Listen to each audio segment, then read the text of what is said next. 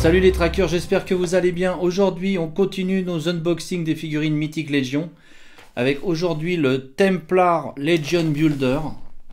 Templar Legion Builder, donc c'est un croisé, hein, comme vous le voyez. Et donc ce Templar Legion Builder, à l'origine, il était sorti avec la wave Covenant of Shadows en juin 2016. Il a été donc proposé en précommande à ce moment-là. Il a été réédité dans la série All Stars 2 en janvier 2018. À nouveau, donc ça c'est la date des précommandes.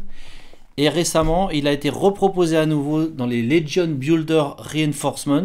Donc c'était en fait les renforcements des différentes armées. Donc où il proposait plusieurs personnages, on va dire des soldats de base un petit peu, donc des légionnaires, des orques, des nains, etc. Mais qui sont un peu pour constituer des armées. Donc c'est ce qui s'est appelé les renforcements. Alors il n'y a pas de carte de bio puisque c'est un soldat de base. Hein. C'est un soldat de base, c'est un croisé, donc il n'y a pas de bio particulière pour ce personnage. Voilà. Bah écoutez, on ouvre ça tout de suite et on regarde.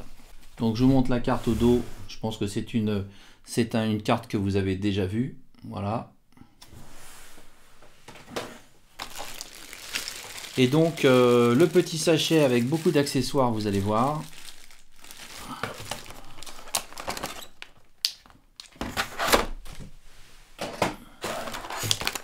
Et donc notre croisé, puisque c'est comme ça qu'on dit en français, notre croisé des Templiers. C'est d'ailleurs assez curieux qu'il fasse référence aux Templiers, puisque c'est quand même un univers imaginaire. Mais bon, je suis pas assez compétent en histoire pour savoir si c'est un terme qui peut peut-être être utilisé d'une façon générique, je sais pas. Voilà les amis, donc voilà notre croisé des Templiers. Donc je le fais tourner un petit peu, après on va faire des gros plans. Qu'est-ce qu'il y a de beau dans le sachet? Bon, déjà il y a cette épée qui est du plus bel effet, une grande épée. Voilà. Élégante. Dans le sachet, qu'est-ce qu'il y a de beau? Alors, je vous arrête ça parce que ça fait du bruit, ça m'énerve. Donc, vous avez des épaulières. Donc, deux épaulières qui vont se mettre donc comme ça sur le personnage. Voilà. Donc, deux trous dans le dos pour mettre les épaulières. Donc une épaulière, une deuxième épaulière, c'est la même pour de l'autre côté. Hein. C'est joli avec les petites touches de peinture dorée. Alors ça c'est les trucs, c'est les pièces vous savez qu'on met à l'arrière de la figurine pour attacher des accessoires, des ailes, des flèches d'arc éventuellement. Bon c'est pas très intéressant. Là vous avez un bouclier à l'effigie donc des Templiers avec cette croix, donc cette grande croix rouge, et une petite poignée donc qui se met à l'arrière comme ça. Vous voyez rien du tout, c'est bien, c'est pratique, voilà. Ce qui permet après de lui mettre dans la main. Alors qu'est-ce que c'est que ça? Là on a ce drapeau, alors c'est un nom, hein, je crois, un emblème, ou enfin c'est un nom technique que je ne connais pas forcément, un étendard peut-être. Donc qu'est-ce qu'on peut mettre sur cet étendard? On peut mettre, alors on peut mettre cette tige ici. Bon là je ne l'ai pas enfoncé jusqu'au bout, mais voilà. On peut aussi en mettre une plus courte, qui se présente comme celle-ci, comme ceci. Peut-être plus adaptée celle-là. Voilà.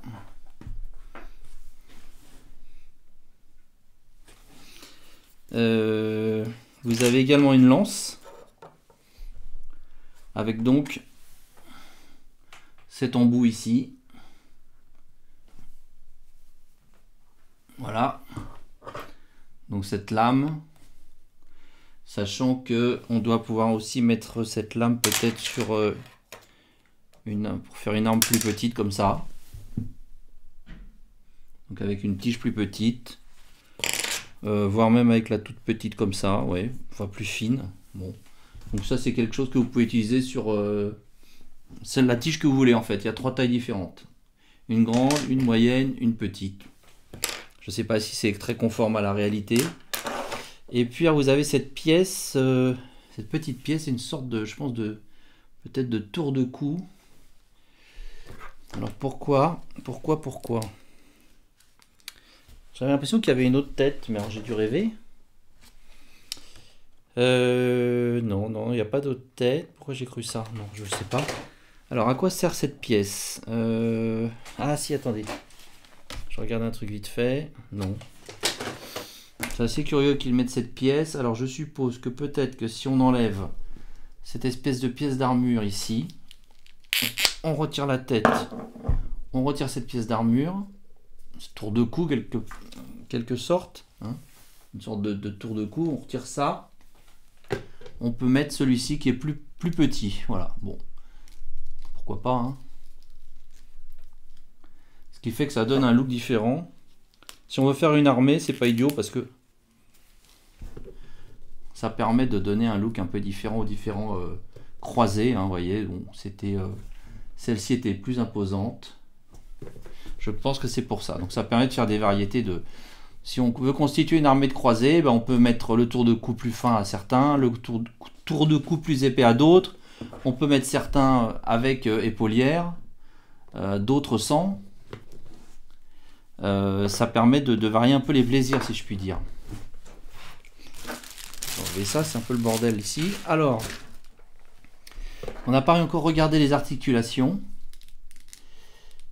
Alors les articulations, moi en main elle me paraît très agréable cette figurine.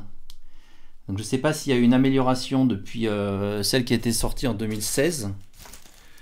Je ne suis pas persuadé, mais elle est très, je sais pas, on la sent vraiment très facile à articuler, à manipuler. Je regarde s'il y a des doubles articulations au genou. Oui, il y a double articulation genou. Non, attendez. Je vais en avoir le cœur net. Je vais lui enlever sa jambe. Non, c'est pas une double articulation genou. Je vous en profite pour vous montrer sa jambe. Voilà. Donc bon, vous avez l'articulation habituelle à la cheville. Et c'est en effet une simple articulation, vous voyez, au niveau du genou.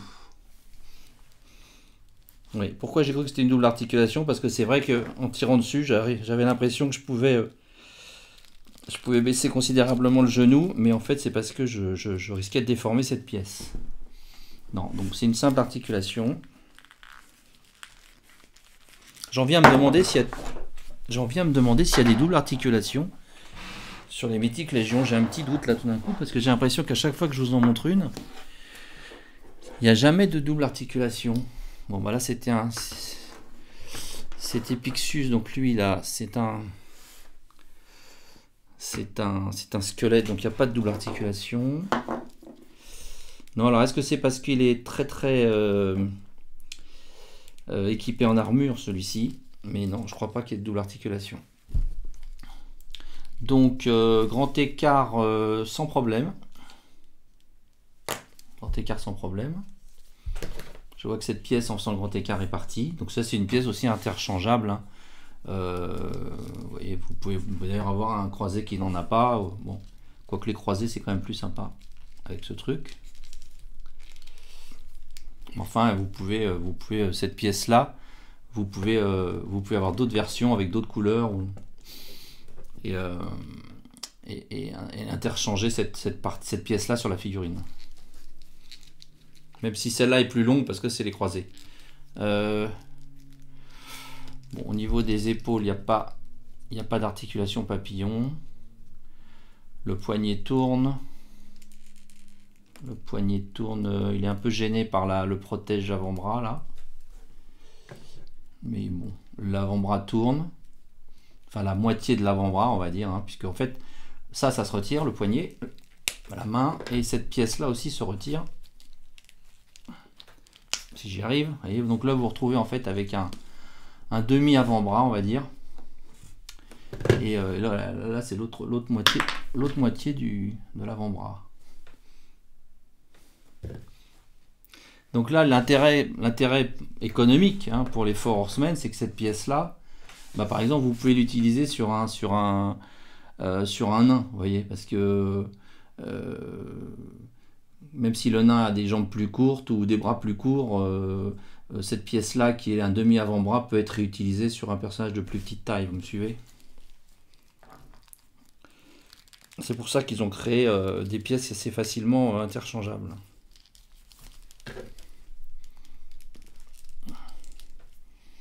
C'est vraiment des malins parce qu'ils sont vraiment arrangés pour que plein de pièces puissent être réutilisées, peintes de façon différente, mais réutilisées pour plein de personnages en fait. Vous voyez, si on compare par exemple avec Pixus, alors comme par hasard ça va pas être un bon exemple. Enfin, si déjà on voit bien avec Pixus par exemple, au niveau des, au niveau des pieds, on voit bien que c'est le même pied. Hein. Au niveau des protèges tibia également. Hein. C'est la même pièce. Qu'est-ce qu'il y a d'autre comme pièce en commun? La pièce dont je vous parlais, là, cette pièce-là, ici. Donc le protège avant-bras, c'est le même ici. Hein. C'est juste la couleur qui est différente. Et en fait, quand on voit les deux personnages, on a l'impression de voir deux personnages très très différents parce que il y a le travail sur la couleur et puis sur d'autres pièces qui donnent l'illusion qu'on a deux personnages très différents, mais en fait, énormément de pièces sont réutilisées. Pour ça, je vous le dis à chaque fois, mais c'est vrai que je trouve ça très malin de leur part. Donc, on va plutôt lui remettre l'autre protège-cou parce que je le trouve plus sympa avec ces dorures là. Je vais lui mettre ses épaulières et puis je reviens à vous tout de suite. Je vous le ferai tourner un peu. Voilà les amis, donc là je vous l'ai mis en configuration avec le bouclier et son épée et les épaulières.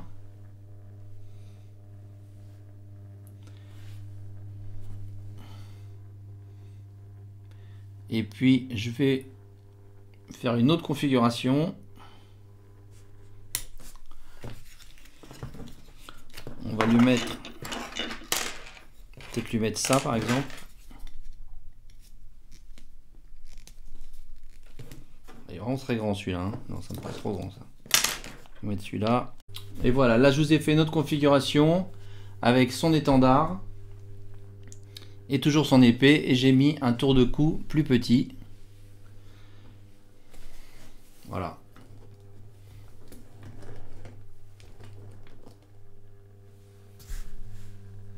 Donc c'est une figurine très élégante. Bon, c'est fidèle hein, aux croisés des Templiers de notre histoire. Qu'est-ce que je peux vous dire d'autre sur cette figurine? Je pense qu'au niveau de la taille, on doit être assez comparable à Pixus. On va regarder tout de suite. On va pousser ça. Donc si on met ici notre croisée. Ah, j'ai oublié de vous dire qu'il y avait comme d'habitude la petite ceinture hein, qui permet de mettre des armes. Voilà, donc si on le met à côté de Pixus, voilà, on a deux figurines de la même taille. Voilà les amis, écoutez, j'espère que cet unboxing vous a plu. N'hésitez pas à aller faire un tour sur le site Toys Tracker car j'essaye d'avoir de plus en plus de Mythic Legion. Et je compte pas m'arrêter là puisque vous le savez, j'aime beaucoup cette licence. Et puis n'hésitez pas à liker cette vidéo si elle vous a plu, à vous abonner également si ce n'est pas le cas. Et puis oui, un petit like, ça fait toujours plaisir. Salut les amis, ciao.